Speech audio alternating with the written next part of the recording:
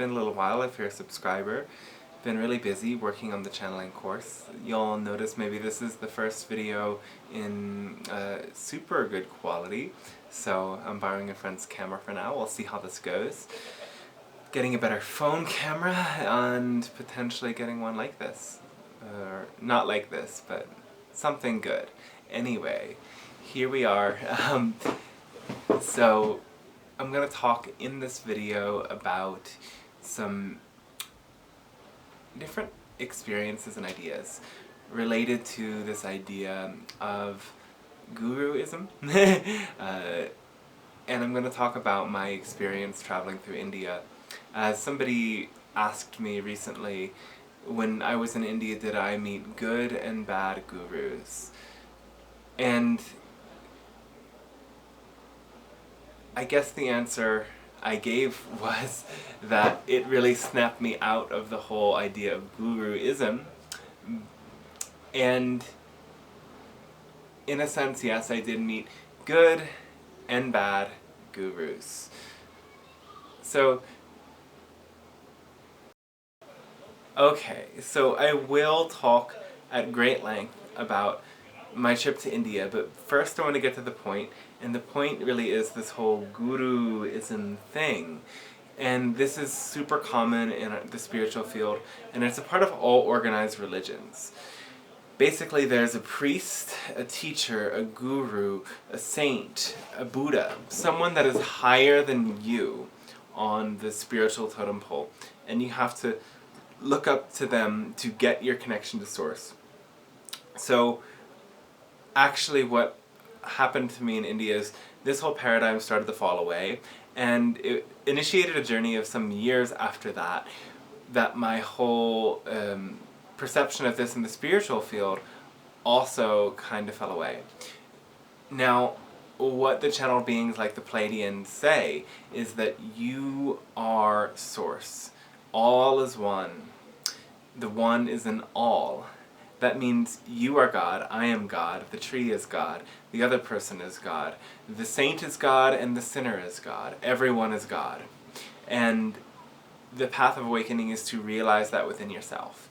And when you go deeper into the work of these channeled beings, they will always say that it is your unique expression of yourself that you came here to live.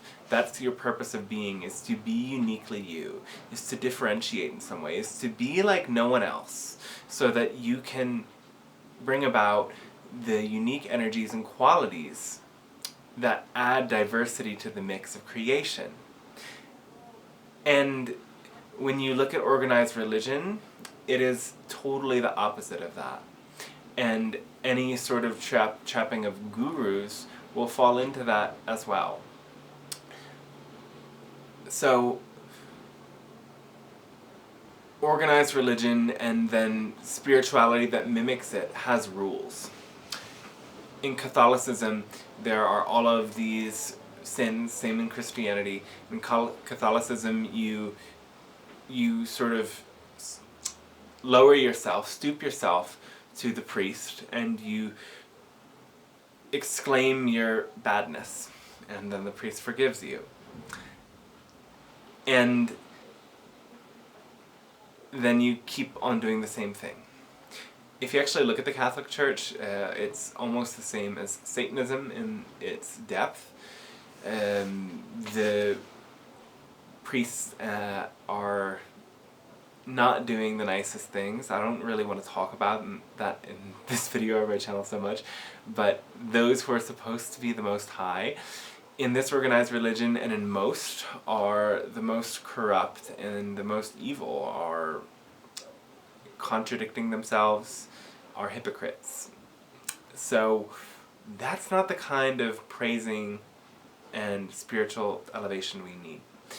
Yet this has left a really deep imprint on us. And so we can see this in the spiritual community now, where we also have certain high virtues, and this is sort of, the very beginnings of spiritual awakening, or the beginnings of seeking self-help. We learn our thoughts create reality, so you think of your bad thoughts as sins, and you sort of shame yourself when you're not in the high state. But it's the same like self-defeating loop, and it doesn't actually help you ascend. And another expression of this could be like the sort of confessional degrees of vulnerability, where people start to express all of their shadows and what they've done wrong, and that's the flip side. There's the spirituality that's only the love and light and the goodness, and then there's the spirituality that's only the shadow work, and I have to look at all this dark stuff until it goes away. That's pretty Catholic too. Now, we think that the Eastern religions are better because we don't understand them and we haven't grown up with them in their culture. And if you take this hippie 1960s extraction of Buddhism and Hinduism, it's so much different than what it is in practice. And for me, going to India was dissolving that entirely. So in practice, there's countries where there are Buddhist leaders that are purging the Hindu or Muslim populace of their world. So yes, Buddhist oriented ethnic cleansing has happened, and I'm not quite sure if it is still happening, but if you look at Sri Lanka, that was only 10 years ago. This is a modern thing. This isn't some like ancient expression of Buddhism. It's real right now. So we want to wipe clean our idealized lens and even look at this idea in Buddhism that life is suffering as the same sort of, crap of having to confess for our sins. It's like we came here to enjoy ourselves. We came here to evolve, though part of this awakening spirituality that I am representing is that pleasure and joy and ecstasy is part of our spiritual expansion and is necessary for that. And one of the tenets of paganism, or maybe this is just a branch of paganism, perhaps it's Wicca, all acts of pleasure are acts of the goddess. Something of this nature. Don't quote me on that, I might be wrong. So we want to awaken out of this. And we also, getting really to the point of the guru thing, need to awaken to the sense that somebody outside of us is more connected to source. Somebody outside of us offers us a different perspective. So for me in my spiritual awakening, I am teaching people and influencing people online, on social media, and really leaving a great impact on people's lives, teaching classes, doing sessions with many people, though I don't accept the projection that comes to me that as a teacher or as a channel, I know more or I'm better than the other person. I really want to get to the place with that person where they don't need me anymore and they start doing the same thing that I'm doing. I don't see that as a threat to my ability to reach more people in any way, in any sense. That's why I'm teaching people how to channel, because I fully believe this awakening is going to be so widespread that more and more people are going to hop on board, and the more people that are ready to show people they are the sources within them, and they are the creators of their reality, and they are the ones who choose what is uniquely theirs and what is their highest form of spiritual expression. And I see that, by being in this melting pot of so many diverse spiritual ideas, we're really catalyzing this new spiritual paradigm in so many amazing, profound, spectacular ways. Now, this is so much different again from these guru paradigms. There is something really beautiful about maintaining the prayers and the traditions over lineage. But what you'll see accompanying most of this is that it can only be this certain way, is that it can only express through these types of people. There's no kind of room for growth into new ways of doing things, and there's very black and white thinking about what is good and what is bad. For example, there's these religiously oriented beliefs in all of India that to give with your left hand is bad because the left hand represents the foul or the profane. But when we look at this, the left hand is also the right brain and the feminine energy. So it's an expression of the patriarchal society that is really getting cleansed and purged right now. And I don't see any expression of any organized religion, and as well many forms of spirituality, as really being fully beyond these patriarchal aspects. The guru is always one that will control. The guru is always one that will kind of connive you into thinking that they know what's best, and that you are going to achieve more of a source connection when you follow their rules.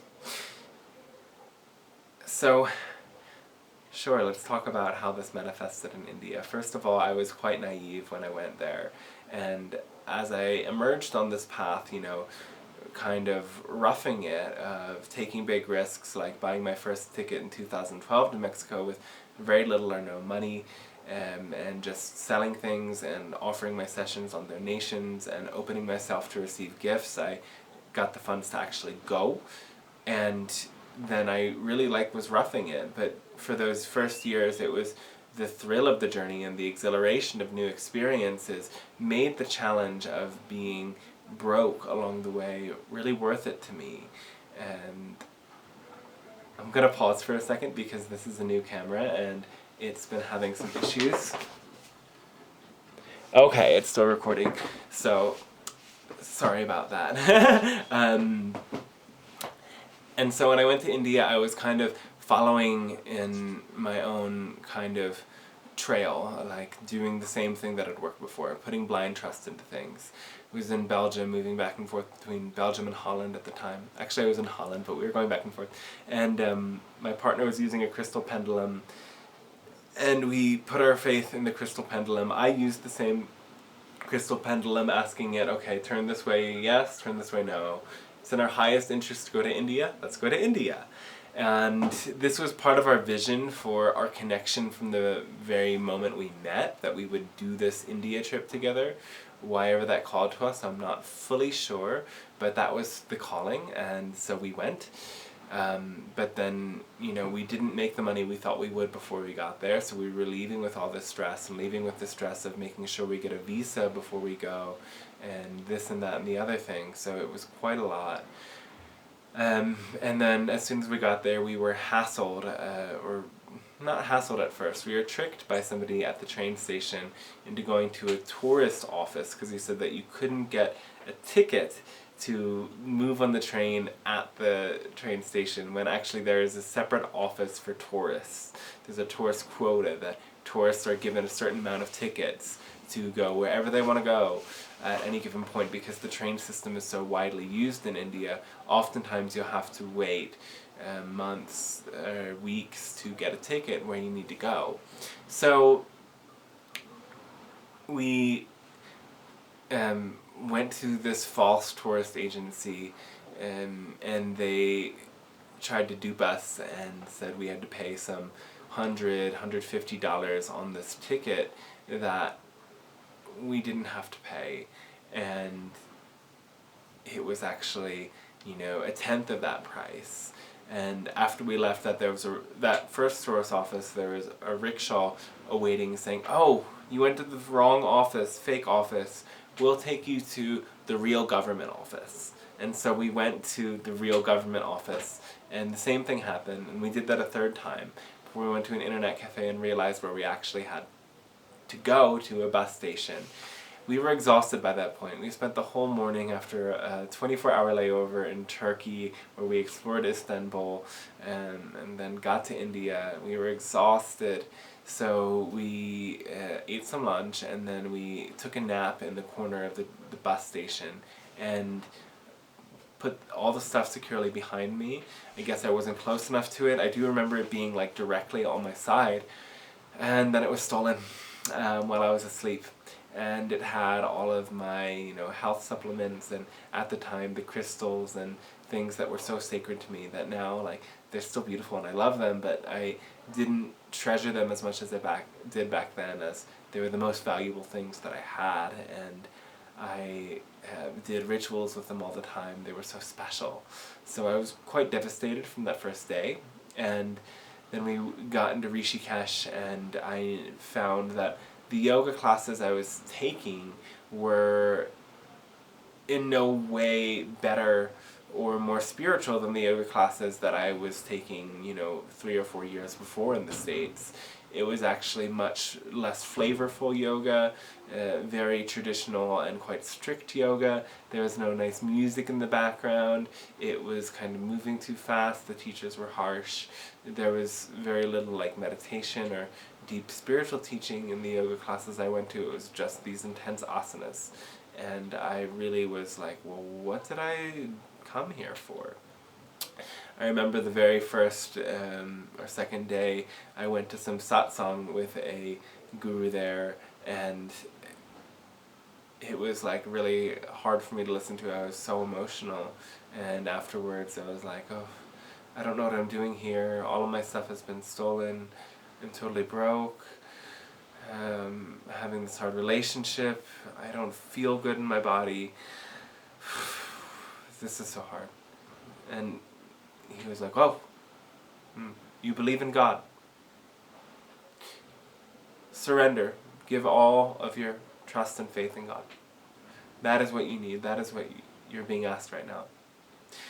And in a sense, that's what I did. That was what my journey was. But it was so, and I mean so, super far from easy. And there was a lot of this sort of experience of being duped by people and tricked by people. So we came to really distrust people there, and it didn't make things much easier. On top of that, there was a lot of judgment coming from some supposedly spiritual people that we met that were friends from couch surfing with my partner's mother at the time. She really, the wife of this guru, did not like me at all. And it was just interesting that people who were so spiritual could judge so easily because I was not in the best state of being at that time. Didn't really follow the teaching of seeing deeper to the light, and it was quite challenging. And at the same time, I did have quite amazing experiences in Amritsar, and I went there and also had heard about a yoga teacher training that was happening there. At the time, I was super influenced by the 3HO Yogi Bhajan Kundalini Yoga, and so to go to... So we were very warmly welcomed and actually connected with people organizing the yoga training. And it was very interesting. It happened to be some German Kundalini yoga teachers who were inspired to take the yoga path back to the Sikh people who, for the most part, have sort of abandoned yoga for this more organized, formal religion, to the extent that they think it's demonic. Yoga is demonic. So there are definitely some open-minded to the yoga, hence there were enough people of Sikh faith who were drawn to come to take the class. And it was very beautiful to get to know their culture and be in that space. but I was very challenged by this German yoga teacher in India, and where this is where I really came to see the falseness of this particular teaching of yoga, where, you know, when I would challenge certain things relating to them saying, okay, you cannot combine yoga with plant medicine, it's not allowed, and I challenged this, and because I had very many powerful experiences with yoga and plant medicine that really brought me onto the path, and when I continued to challenge it, they would, at one point there was something they said where it was a very small thing, like something like, oh, you cannot wear this or that color, like, yeah, you can't wear black because that attracts negative energy. It was something of that nature, like these things were like, come on, like how can you be so dogmatic that everything has to be controlled? And I said, okay, I don't agree with this, and they were like, look, you have to choose a path. You can choose this yoga path or you can choose the other path, but you cannot combine the paths because it's going to distort and disturb, and trying to make a big display out of this. And I just held my space, and that was a very powerful moment for me. There were also a lot of moments where they were encouraging, you know, okay, men do this, women do that, and I was like, well, why does this have to be so gendered? Why does it have to be this or that way? And the response I was like, oh yeah, you know, it's okay to be gay, but you have to get married, and you have to even get married before you have sex with somebody. And these absurd, like, Christian, stupid values being instilled really made me question things, and that environment made me actually become more liberal in the way that I taught yoga, the way that I practiced it, and the way that I could combine it with anything I wanted to, because having that ultimatum just went directly to the part of me that's tapped in to the real truth of the New Age, that you can create anything. You must do it uniquely your own way, like none have ever done it before. Here's this tool, and you have to adjust the tool to find how it uniquely suits you. Otherwise, it's not going to be the proper tool for you. And that became my path. The rest of my time in India was super challenging, as I discovered I had parasites that were long-standing even before I got there to India, and then the health sanitation levels in India made it a whole lot worse. Basically, after any meal, I would be stuck digesting for 2 or 3 hours and in a coma, and everything made me sick, and I was having fights with my partner much of the time. I was not having this sublime spiritual experience I thought I would have most of the time. But there were some moments that really kicked things off in really profound ways, like going to this place, the Machi Mandir in Oroville, which Oroville is a attentional community of several thousand people, several hundred communities, acres of land with organic farm projects and yoga, spiritual projects, and this is one of the supposed gurus that is much more open-minded, Sri Aurobindo, who taught an evolutionary perspective on these ancient teachings, saying that these teachings have to evolve with us. This was the place, and unfortunately I was only there for a few days compared to the months I spent in these other supposedly very high holy places of India, that this place resonated with me very much.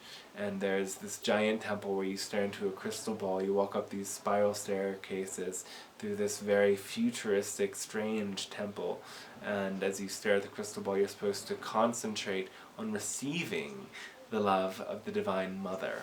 So it's also a feminine-oriented twist in things, because so much of India is patriarchal-oriented, focusing on Krishna or Shiva. So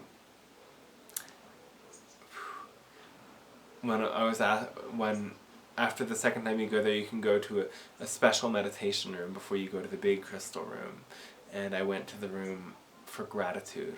And you look at this color and you meditate upon this color screen. There's 12 different petals with very different things like inspiration, creativity, gratitude, humility, trust, truth. I don't remember them all. And so going into this gratitude room, it really brought me to the place of learning how to fully be thankful for everything I was experiencing. Because for so much of the trip I was suffering, I didn't get to really take in the depth of the amazing experience I was having till afterwards. And being able to find gratitude in that intense suffering has then brought me to find a more deep gratitude for everything else. And I think after I left India, that was kind of the biggest light up of my experience, because, you know, this beautiful metaphor that Bashar is one teacher of it. I would say that many people talk about this metaphor, that if it's like a slingshot, the further you pull yourself into the darkness, the further and faster you'll propel into the light. And India was actually a moment like that for me, of pulling myself back into great darkness. I was amazed, especially with the Sikhs, of the intense devotion and love that they have for the divine. And also, I came to see how much the divine was somewhere else, and one place that's super holy, according to some, Vrindavan, really was a shocker for me, in that, you know, they monks wake up at 4 in the morning, but these monks, when they go to meditate, they chant this Hare Krishna mantra some 1,000 or 10,000 times, and with a prayer bead. But as soon as they start, they just leave their body, they hunch over and they start shaking. It's like they have no foot in spiritual reality. There's a place where people walk around, you know, some 60 or 70 kilometers. They just walk and walk and walk around, and everywhere on this walk, they put a rock forward, and then they bow completely down to the ground, lay down prostrate, and then move to where they place the rock down and do the same thing again. And they do this for some 60 or 70 miles. And the devotion was amazing, but then the sacrifice of yourself for that devotion is something that's a little bit old paradigm, and I really came to see that in India so much. Or you go to temples where people are pushing each other like a mosh pit, so they're the first one to give their offering to Krishna, because it's such an important thing. As soon as the temple starts, everyone freaks out and they rush forward. And there's also a sense of it that you can feel some of these people aren't doing it out of genuine love. They may say that, but they are doing it out of more of a fear that if they don't, they're going to have this negative consequence of their actions. And this is basically tying back really well into the guru paradigm, because these parasitic leaders are always going to tie into the sense that you will mess up or go awry if you don't take the bait, and if you don't worship or follow their guidance or do this or that other thing. So this paradigm I really have considered myself purged from, but I had to go really deep in it first. Another experience we had in India was we were going on this tour of a city, I think Jaipur, and somebody driving us to all these different temples and sacred sites, and the last thing they wanted to take us to was this their guru, and to go to their guru who does readings on the chakras, we had to go to a crystal store, and we got into the crystal store and the power was out and somebody was in the back room. And then we, you know, when they finished their reading, we went into the back as well. And or maybe we, yeah, I don't even know, but when we went to the back or not, but there was something of the lights flickering with what he was doing, and telling us this very deep fear-based information that if we don't do this or that thing, we're going to, you know, somebody is going to be hurt. So this super expensive $500, $600 ring is going to protect us from that occurring. And I could feel something really strange. He was doing this game with a calculator. It's like asking, okay, how old are your parents? And he would type in a number and he would get the number 1 year off.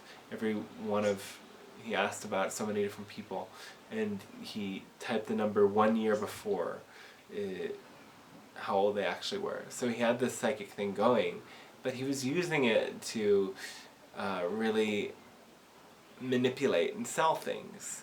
So I told him at one point very clearly, I don't trust you. And he's like, good, I don't trust you either. And so he could feel this skepticism and this sense of me scanning him. And then when I left, he planted this awful seed in my partner that I only discovered very many months later, that he told him that he shouldn't be with this person's terrible and a drain. So it showed a really deep dark side as well to this psychic realm. And while I'm very much in this spiritual field, I do see many people here that are still in this Guru-ism and the greedy healer thing. People at New Age fairs kind of freaking out if they don't get enough people on their table, and pressuring people to get on their table because the rent they paid to be in that space is more expensive than what they've made. They haven't made enough from their sessions, so they're feeling that pressure. Putting these capitalistic, competitive environments on spirituality is very much not spiritual. And as well, spiritual teachers or self-help people, putting themselves up on this high level pedestal like a spiritual rock star, and you have to pay all of this money to go to this crazy powerful seminar where it's all this manipulation in a sense, manipulating the psyche to behave a certain way, which of course is what we're all doing. But there's a very self-aggrandizing and awkward way to it that I see so many putting out there, that is perfectly this trap of Guru-ism. I came to see the trap as well with some people that I was working with quite closely, where they really were telling me these intuitive messages they were getting that eventually I found to be false. And I wondered at that point if all of these intuitive messages they were sending to me over the years were self-fulfilling prophecies, that because they told me this, then I would perceive things in a way that would come to be true. And once I really put so much trust in their intuition that they claimed they could intuitively read things that they didn't really have the full picture of, I noticed how their belief systems were causing them to misinterpret things from the way that I was describing it to them, and send me off on awful trajectories in my relationships. And I came from that point forward to really realize that as somebody who's guiding people spiritually, I don't want to be like those people. And the best spiritual guidance is one that asks you a question rather than gives you an answer. If you come with this big question about what path to take, what to do with your life, this or that, what to do in this relationship, as a spiritual guide, not a teacher, instructor, they're all good words, I guess, but it's really hard to pinpoint this. I like the word guide because my intention is to guide somebody to discover within themselves what works for them. To not say, oh yes, it's this way. If it's a bigger question about something that's collective, we can say generally doing this is higher vibration than doing that. But if it's a decision in your own life, and somebody makes it because a teacher has said it, or because the spiritual rule book has said that this is better, it won't feel authentic to them, and it may work in the moment, and it may spiritualize the ego and be like, oh, I'm doing the spiritual thing because it says right here this is the spiritual thing, or I'm doing what the spiritual person told me to do. It spiritualizes the ego rather than individuates and helps people to find that deep inner trust in their own heart. And that's what really makes the difference. So whenever somebody is trying to guide you in some certain direction, rather than teaching you to find your own inner compass, there's this Guru-ism, or whatever you want to call it, patriarchal, controlling, manipulative energy. It comes through both men and women, though I've seen it through more men. And it's a clear time, a clear sign to break free.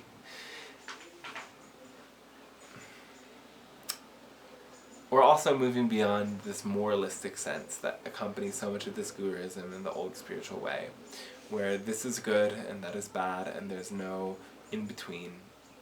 We're opening up to a more universal understanding of things where, well, we see that what serves everyone and everyone's best interest is most important. And we also have to make sure that we are taken care of so that we can fully best serve the needs of the collective. And that's the new spiritual paradigm. It's self-empowered. You discover it within. And no guide, teacher, or channel should outweigh the inner truth of your own heart. Even, and I would say especially, the channeled beings that come through.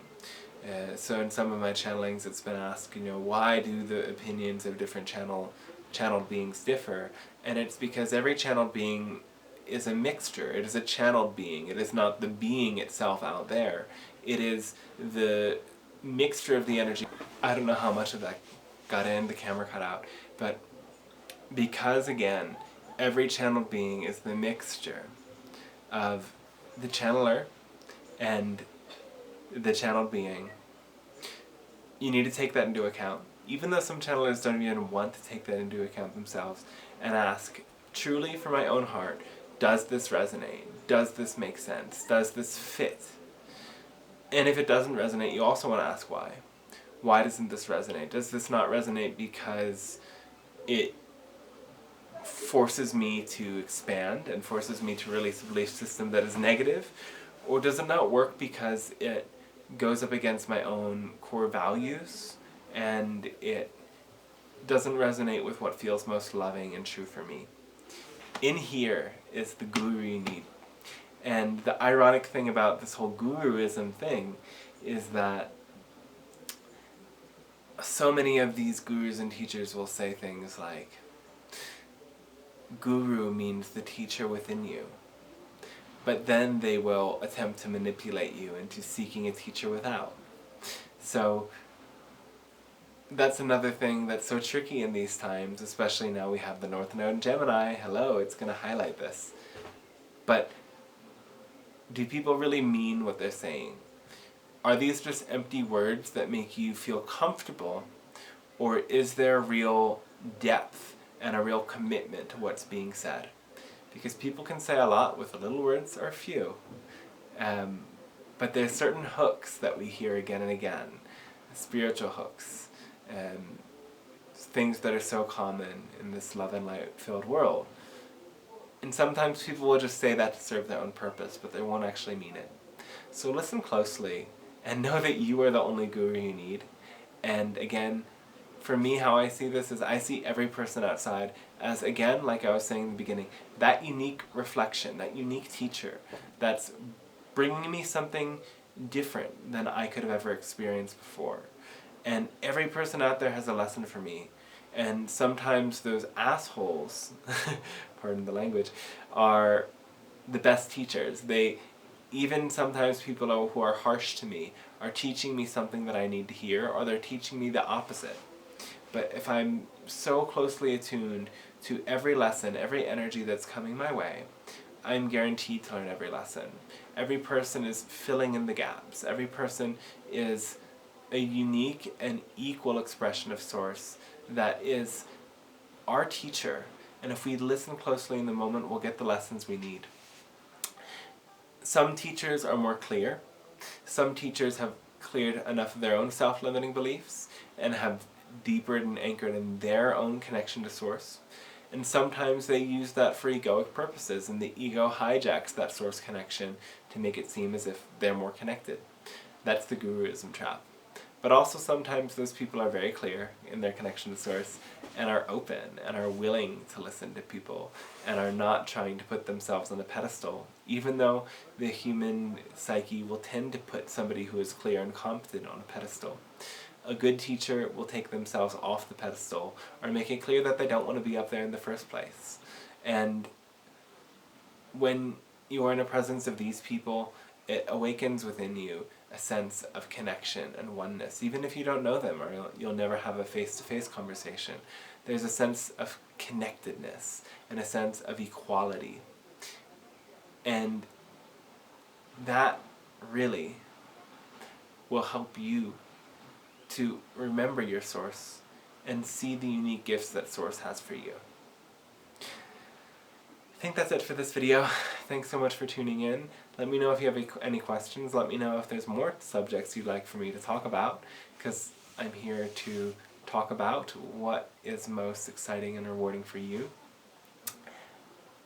Much love and blessings, and enjoy the very best day ever. Like, subscribe, share, all the things. Forgot that part.